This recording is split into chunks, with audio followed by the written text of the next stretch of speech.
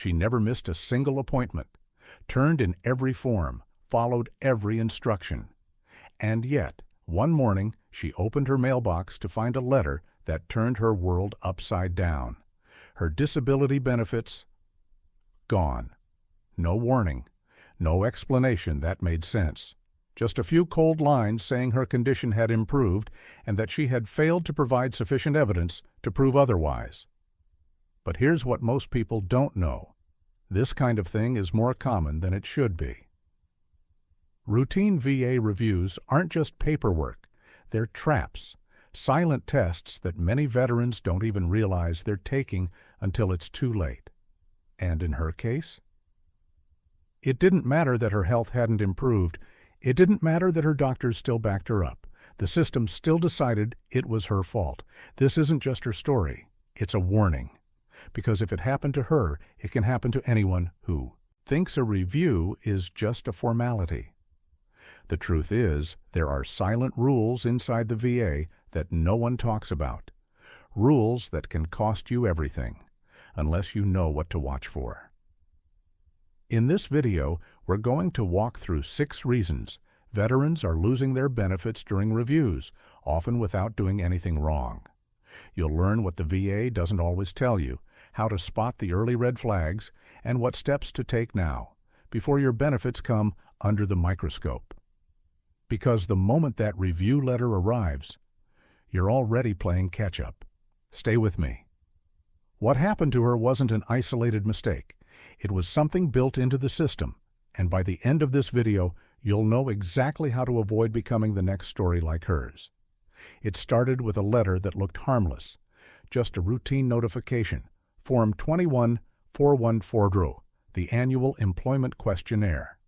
Or sometimes a C&P re-exam notice with vague language like scheduled review of service-connected disability. No red flags, no urgent tone, just another piece of government mail to file away. But here's the catch. Many veterans don't realize that letter is actually a countdown, a deadline.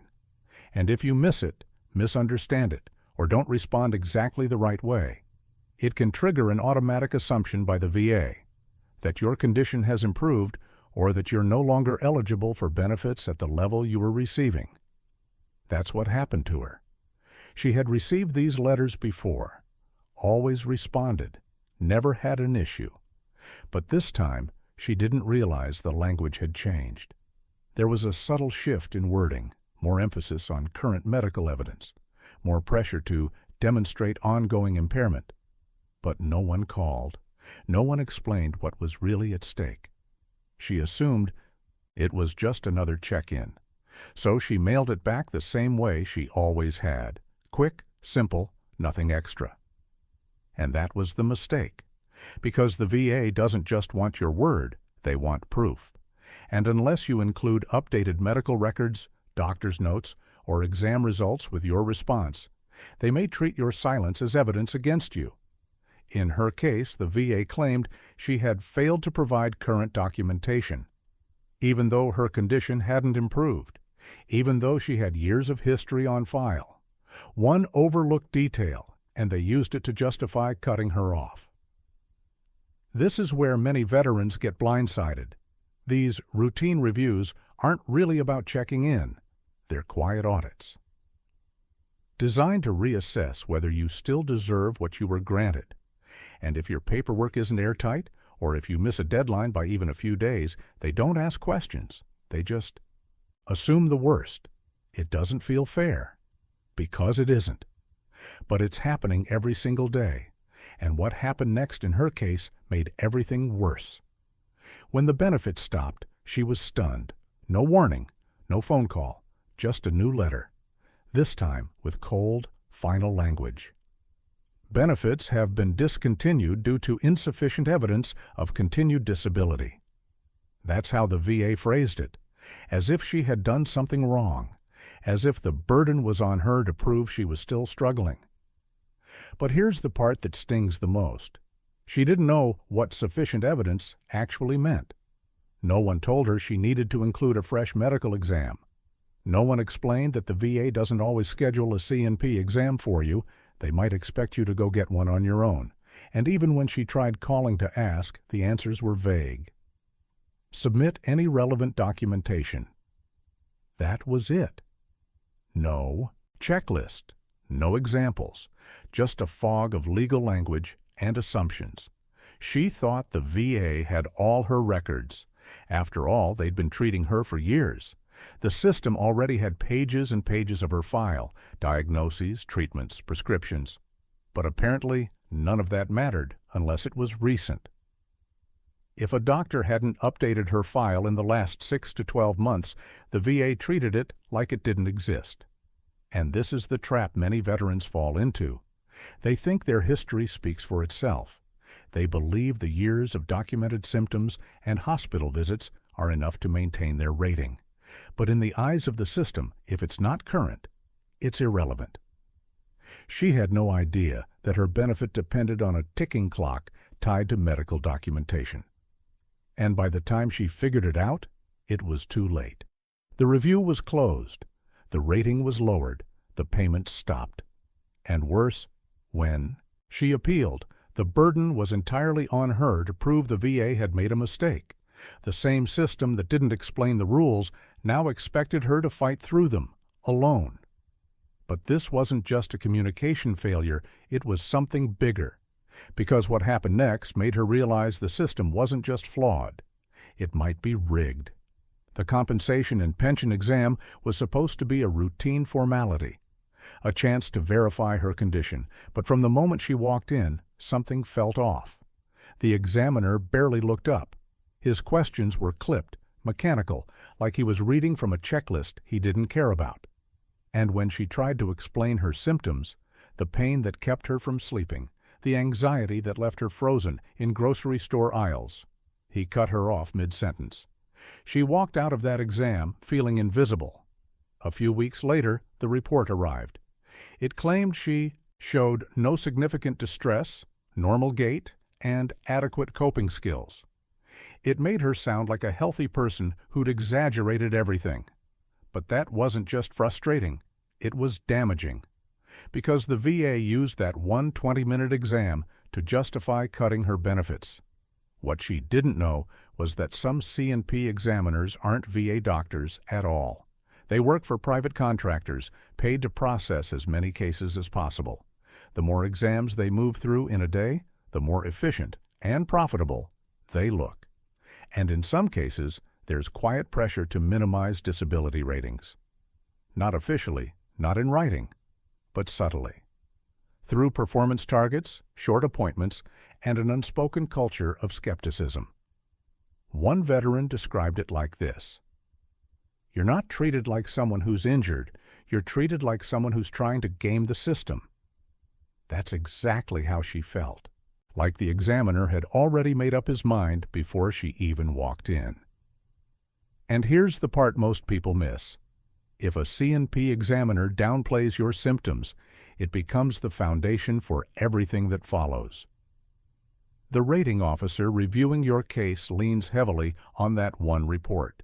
It's seen as objective medical evidence, even if it's rushed, flawed, or flat out wrong. She tried to push back, submitted a letter from her own doctor, even included a journal of daily symptoms. But the VA replied that the original C&P findings were more probative, a term that means they found it more persuasive. In other words, the examiner who didn't listen was believed more than the doctor who'd treated her for years. It wasn't just a misunderstanding, it felt like a setup. But the deeper issue wasn't just a single bad exam. It was how the system gave that exam more weight than all the rest of her, medical history combined. And once she understood that, the real fight began. When the letter finally came, her hands trembled as she opened it. The language was cold, clinical. Her benefits had been reduced based on current evidence. No warning, no phone call. Just a few lines telling her that the support she relied on, support that paid her rent, covered her medications, and gave her a sense of stability, was being cut. And what was worse, the VA made it sound like it was her fault. Buried in the second paragraph was a line that said she had failed to provide adequate medical documentation to support her continued rating. But she had followed every instruction. She showed up to her C&P exam.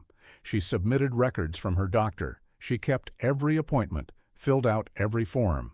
She even asked a VSO to help her double-check that everything was in order. So how could they say she hadn't done enough? What she didn't realize was how easily the VA could shift the burden of proof back onto the veteran. If a C&P exam comes back with language that downplays your symptoms, even slightly, the VA can decide that improvement has occurred. And once that happens, the responsibility flips. Suddenly, it's not up to them to prove you're still disabled. It's up to you to prove you're not getting better. And if you don't respond fast enough, if your paperwork isn't airtight, if the review board makes a judgment based on just one piece of flawed evidence, you can lose everything in an instant. That's exactly what happened to her. The system didn't just question her, it quietly rewrote the story. Made it seem like she hadn't tried hard enough, hadn't cared enough, hadn't done her part. And the most frustrating part? There was no clear path to fix it. The letter didn't explain how to appeal, didn't offer support, didn't connect her with anyone who could walk her through the next steps. It left her stranded, ashamed, and full of questions no one at the VA seemed willing to answer. This wasn't just bureaucracy, it was erasure. Years of service, years of pain, years of doing everything the right way, suddenly meant nothing. And now she had to find a way to fight back against a system that had already decided she was the problem. After the shock wore off, she did what most veterans are told to do. She filed an appeal. But that's where the confusion really began.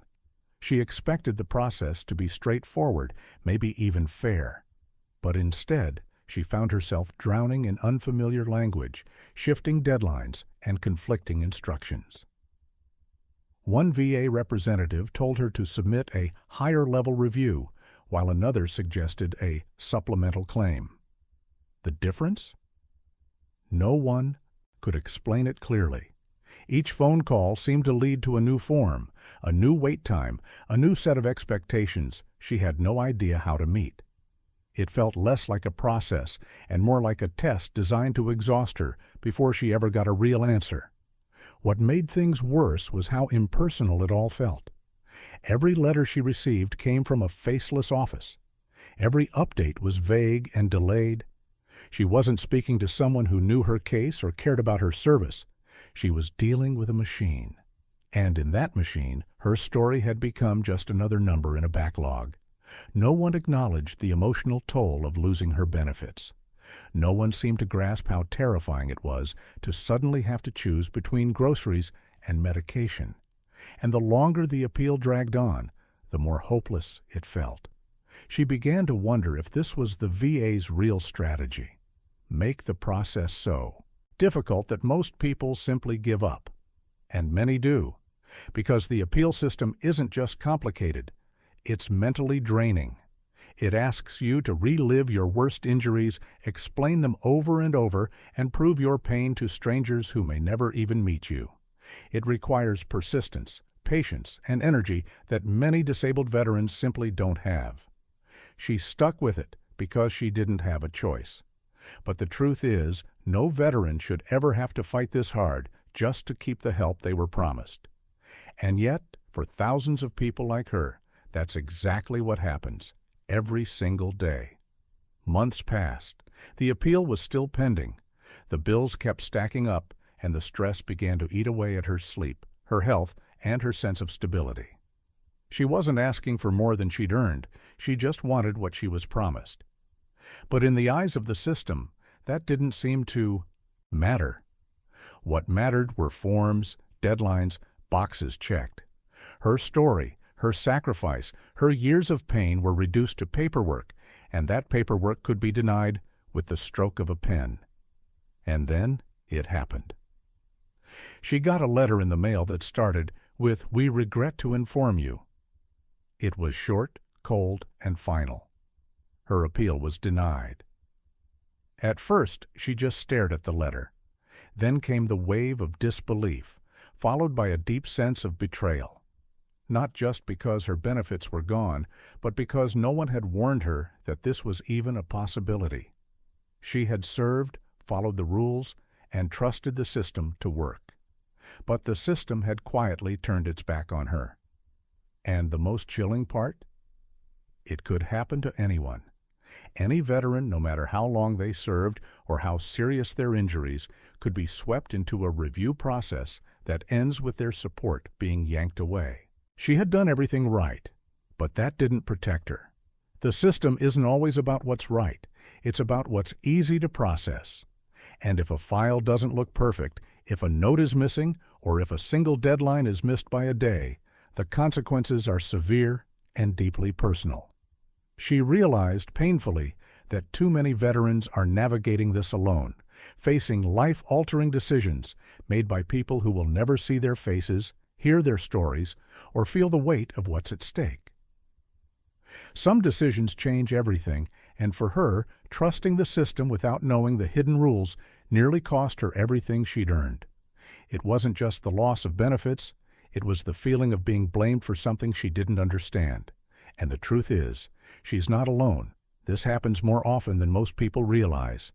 Veterans who served with honor and gave everything are suddenly left defending themselves against a system that should be on their side. It's not just unfair, it's a warning. Because if it could happen to her, it could happen to anyone. That's why stories like hers matter. Not to stir fear, but to wake people up. To remind veterans and their families that staying informed is part of protecting your benefits. You can't afford to assume someone else will look out for you. You have to ask questions, document everything, and never walk into a review unprepared. Because the cost of trusting the system blindly can be devastating. If you've been through something similar, or if you know someone who's facing a review soon, now is the time to speak up, ask for help, and make sure you're not going through it alone. Knowledge is protection. Awareness is defense. And if you made it to the end of this video, it means you care enough to be proactive. And that already sets you apart. We'd love to hear from you. Share your story in the comments. Even one sentence could make another veteran feel less alone. If this video helped you understand something new or gave you something to think about, leave a comment below and tell us what stood out. Your voice matters here. And if you haven't already, please take a second to like this video, subscribe to the channel, and turn on the bell so you don't miss future content. Your support helps us keep creating videos that inform, protect, and empower veterans everywhere. Thank you for being here. We'll see you in the next one.